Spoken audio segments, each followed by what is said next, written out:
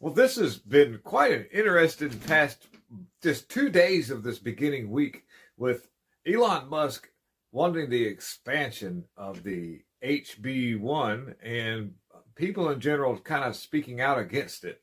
And then Elon Musk, kind of doubling down and being a little bit vindictive and kind of tyrannical with nuking people's Twitter accounts, demonetizing people, which is very concerning.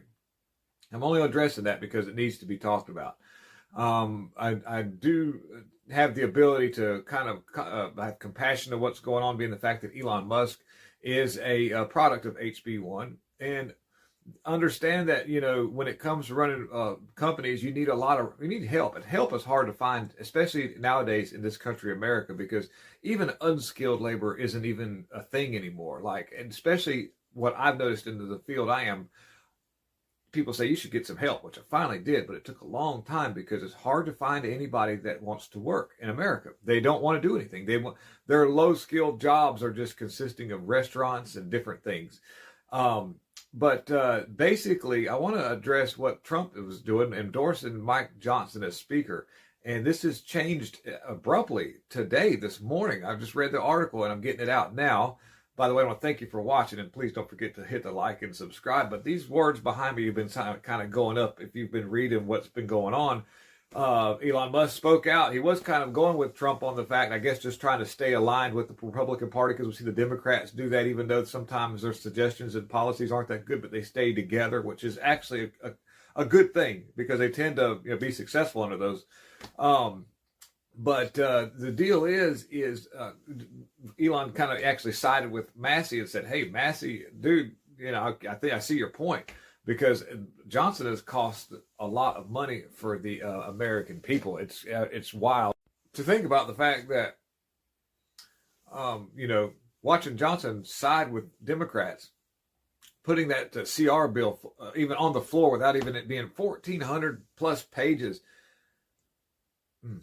It's really crazy. And so Trump kind of took note of that, which has got me a little concerned. Trump, come on, man. Dude, they give you a good old Joe Biden. Come on, man.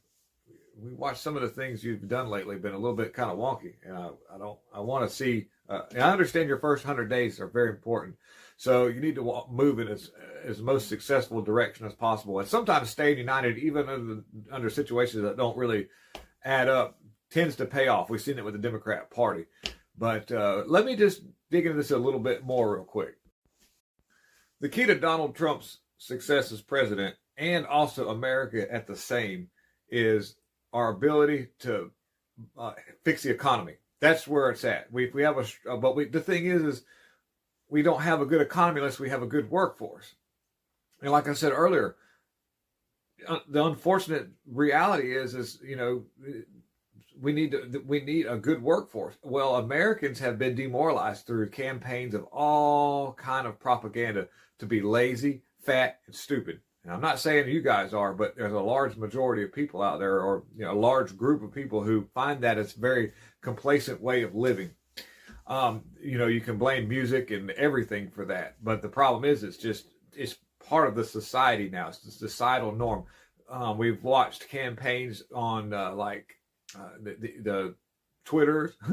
We've seen campaigns on TikTok of how being on time and hardworking is stupid. It's like, you know how they used to go after people for being nerds, because everybody was, if you were smart, you were a nerd, and then that was you don't want to be a nerd, but you be stupid and you're cool and you'll be accepted to be dumb. And that was the thing. That was a huge campaign run by some three-letter agency in the 80s all the way up. There was a small take back with the movie Revenge of the Nerds, don't get me wrong, but really, to be honest with you, what I'm getting to is Elon Musk's, I need people to work.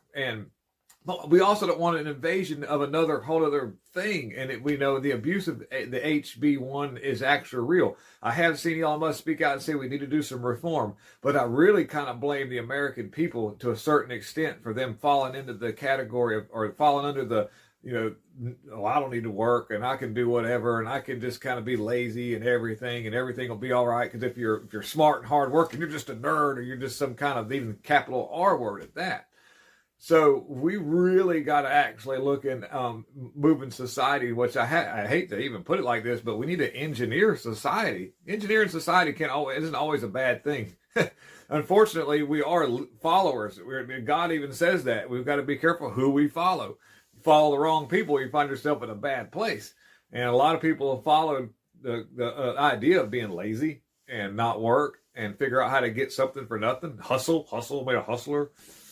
So we've got to actually start engineering society on our own and leading the way of being hardworking people and ingenuitive people. I mean, our food and different things do play a factor in our development as a species because that's been under attack for a long time. And I'm really looking forward to seeing if Robert Kennedy Jr. has the ability to take care of anything with that. We need to get rid of all the fluoride in water. We need to get rid of all the nasty things that they've been putting in food. I really think that going back to an organic food, not this GMO stuff, is probably a good idea. Maybe. I'm going to say that for just YouTube sense. But long story short, guys, Thomas Massey makes great points. I wish he could be speaker. He's a great guy. I'm glad that Trump listens. So right now, Trump has pulled his endorsement back from Speaker Johnson. I don't know who this is going to be, but we also got to be really careful that we don't get some kind of like Hakeem Jeffries in there, because you know how the Democrats are just lurking behind the corner to try to figure out a way to work some angle to get one of their people in. And I don't know how possible that is, but I do know that there seems to be that we were out. That was almost a concern back in 2022 when we outed Speaker Kevin McCarthy. That Hakeem Jeffries looked like he was just waiting to snag that position up, and that would be Nancy Pelosi on steroids to a certain extent. Dan Crenshaw. Anyhow, that's the whole other story altogether. But I just wanted to get this little article out and kind of give you hope that, I think we're watching the actual growth of the Republican Party and a unification under a certain, even though, like I say, some of these people aren't that good, unification tends to pay off because we do really good when we work in numbers. Unfortunately, with our mindset, we're just kind of like, all over the place because we're all sort of leaders in our own world in the Republican and Conservative Party. We don't just follow aimlessly, but sometimes we're going to have to do things, to make stuff happen. And I think that I hope there's a plan. And I'm looking forward to see what happens on January 20th after this inauguration takes place without a hitch. Right. Thank you again, guys. Peace out, and I'll see you guys soon. The key to Donald